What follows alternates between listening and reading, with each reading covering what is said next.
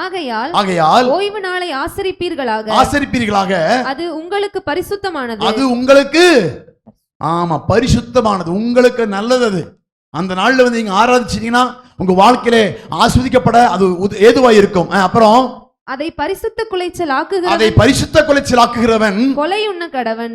பரிசுத்த குலைச்சல் ஆக்குகிறவன். ஆராதனைக்கு வராதவங்கள இந்த வாரம் போன வாரம் வராதவங்கள கூப்பிட்டு என்ன பண்ணிடலாம், அவ்வளவுதான், கத்தி எடுத்து ஒரு போடு போட்டா முடிஞ்சு போச்சு. ஏன்னா கொலை செய்யப்பட கடவன். ஆண்டவர் அவ்வளவுதான் எதிர்பார்க்கிறாரு. ஒரு வாரம் தானே, ஆண்டவர் தெரியாதா?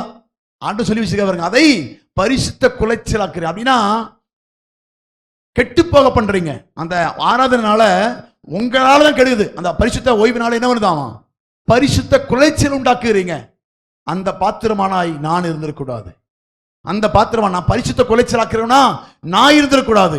அதை பரிசுத்த குலைச்சலாக்குறவன் கொலை செய்ய கடவன். ஆராதனைக்கு வர்றது பகுதியில இருந்துச்சு, என்னோட வேலையை போயிடுறது, அப்படித்தானே இருக்கிறாங்க.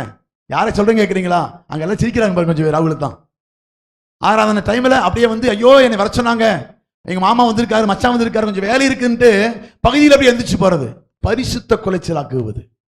ஆராதனைக்கு வர வீட்டிலே இருப்பது பரிசுத்த குலைச்சலாக்குவது. அப்ப நம்ம ஆராதனை என்று சொன்னா அப்படி நடமாடிட்டு அப்படி ஆண்டவரை மட்டுப்படுத்துறது அல்ல.